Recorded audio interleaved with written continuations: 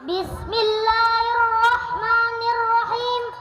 Assalamualaikum warahmatullahi wabarakatuh. Salat yang tertinggal di masa lalu apakah harus diqadha? Sedangkan di bulan Ramadan 1 kali salat wajib, 27 kali salat wajib itu sendiri. Minta tolong penjelasan. Maksudnya Anda mau qadha di Ramadan. Jadi setiap qadha lumayan 27 kali kemarin. Lumayan tidak, jangan begitu cara memahaminya. Pertama begini. Ini ada dua pendapat. Kalau yang dimaksud qadha ini adalah qadha dalam masa yang singkat. Semacam Anda tertidur. Subuh jam berapa tadi? 4.35 ya, lihat sini nggak apa-apa. Subuh 4.35, Anda bangun 5.34. Masih ada waktu. Yang jadi masalah, Anda bangun jam 15:34. Ini sudah lewat subuh, lewat zuhur. Betul. Ini ada kejadian. Di Tripoli pernah kejadian, orang 2 hari 2 malam nggak bangun-bangun. Ini kisah nyata, bukan rekayasa. Kisah nyata. Kisah nyata. 2 hari 2 malam, tidak bangun-bangun. Didorong, digulang-guling, tidak. Nggak mungkin dilempar dari atas, meninggal kan? Dia masih hidup. Susah. Apa yang terjadi? Ternyata setelah 2 hari dia bangun. Baik, dalam seperti itu berlaku hadis Nabi SAW. Apa di antara hadisnya? Rufi'al qalam, diangkat pena, belum dihisab pada saat itu.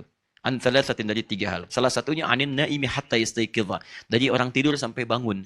Di orang tidur itu, saat bangunnya itulah waktu sholatnya. Bukan nggak pakai waktu sholatnya. Jadi begitu bangun, sholatnya di situ.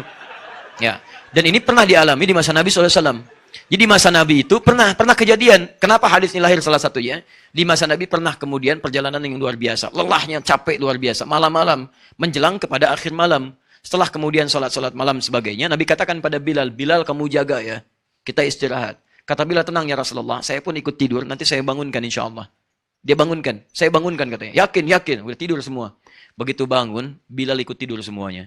Yang membangunkan apa? Dengan izin Allah, cahaya matahari sudah mengenai sinar mata Nabi SAW. Bangun dengan cahaya matahari, bukan dengan bangun suara Bilal. Nabi bangun, Bilal masih tidur. Kata Nabi, wailak ya Bilal, celaka kamu Bilal. Katanya kamu bangun, kok kamu ketiduran? Kalau kamu nggak mampu, jangan katakan insya Allah saya bangunkan. Jangan katakan saya bangunkan. Jangan katakan. Maka dari situ kemudian kata Nabi, berwudu semuanya. Setelah wudu, adzan kamu Bilal. Setelah itu, tunaikan sholat sunnah. Setelah itu, ayo sholat. Jadi semuanya sholat pada saat bangunnya. Pertanyaannya, Ustaz, kok bisa Nabi kesiangan? Awas, hati-hati. Jangan ikut-ikutan orientalis. Betul.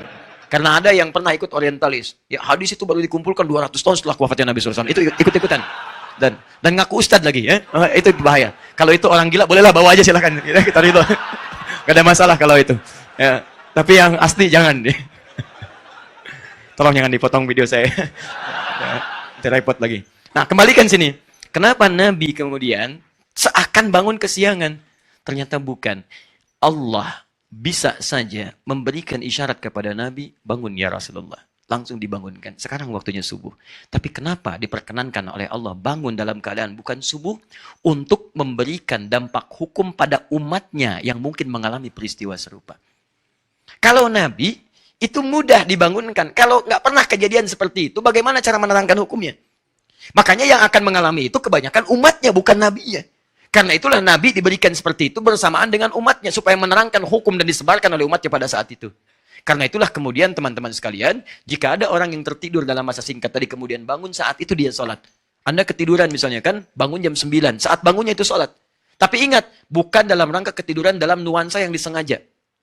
Ada peluang nih, tiduran, ya, tiduran. Bukan, Anda memang tertidur capek lelah. Tapi kalau tidur Anda karena bergadang, lihat bola dan sebagainya. PSG ketemu dengan Madrid nih, ketemu dengan Madrid hari Kamis dini hari. Oh, sudah catat tanggalnya macam-macam. Madrid sedang gak bagus di liga nih, tertinggal terus. Bahkan kemarin dia seri lagi, sebelumnya kalah dan salib Barcelona, poinnya udah 19 bedanya, nggak mungkin kesusul. Sedangkan di PSG, waduh, sedang juara pertama nih, kemarin menang 3-0, Neymar ngegolin lagi, ngasih assist lagi. Cuman dia belum dapat Ballon d'Or, kalah sama Ronaldo dengan Messi. Tapi Ronaldo sedang turun. Sekarang bertemu antara Ronaldo dengan Neymar. Di mana kira-kira? Dilihat jadwalnya. Saya nggak pernah nonton, Pak, nggak ada kerjaan. Betul, nggak ada kerjaan. Jadi tulis jam 3, jam 4. Lihat, Madrid menang. Ujungnya menangis, kalah. Kalahnya pas menjelang adzan subuh, jam 4:30. Pas 4:35 menit lagi mau adzan, capek tidur. Tidurnya karena nonton bola. Bangun-bangun jam 9. Maka di situ bermaksiat dia kepada Allah Subhanahu wa taala. Dia tetap sholat saat bangunnya, tapi dia berdosa kepada Allah karena dia tidur dalam keadaan lalai di waktu sholat. Paham? Nah, jadi kalau sifatnya seperti itu, kodok dilakukan. Tapi kalau sifatnya dalam jangka waktu yang lama, atau karena perbuatan tertentu, misal ada mati suri, koma dia, belum titik, ya. Jadi dia masih hidup, nggak betul, masih hidup, tapi tidak ada aktivitas dan diam seluruhnya. Lama, setelah misalnya 10 tahun bangun. Misal, misal saja kan, atau janganlah 10 tahun, 1 tahun lah ya. Bangun misalnya, baik sehari kan 5 kali, kan? 365 hari kali 5 kali. Ya, berapa tuh? Berapa rakaat dia harus tunaikan? Kali 17. Cukup banyak dia lakukan. Maka yang seperti ini terjadi dua pendapat. Kata Imam Asy-Syafi'i, qadha salat berlaku pada dirinya, tapi diberikan keringanan dalam qadha'nya. Ambil sebagian waktu yang lenggang bagi dia. Mungkin setelah salat zuhur, dia salat lagi dengan meniatkan untuk qadha salat yang telah berlalu. Mengambil keumuman hadis tadi. Seperti orang tidur yang tidak salat. Dan tidurnya dalam keadaan tidak menunaikan salat, maka dipahami oleh Imam Asy-Syafi'i untuk kehati-hatian, tunjukkan kesungguhan kita untuk mendekat kepada Allah. Setelah sholat maghrib, misalnya tunaikan lagi. Tapi di waktu-waktu yang kira-kira tidak ada sholat sunnah setelahnya, maka alangkah baiknya tidak dikerjakan. Bisa setelah subuh, gitu kan? Nah, kalau bisa itu jangan. Jangan, karena dikhawatirkan menyebabkan kesalahpahaman di antara banyak orang. Kenapa? Oh iya, kok sholat lagi ya? Iya. Wah, ini alirannya bahaya ini. Oh, aliran bahaya. Nah, akhirnya di situ terjadilah perselisihan yang tidak diinginkan, ya. Itu pendapat Al-Imam Asy-Syafi'i. Ulama yang lain berpendapat tidak berlaku hukum qadha yang seperti ini.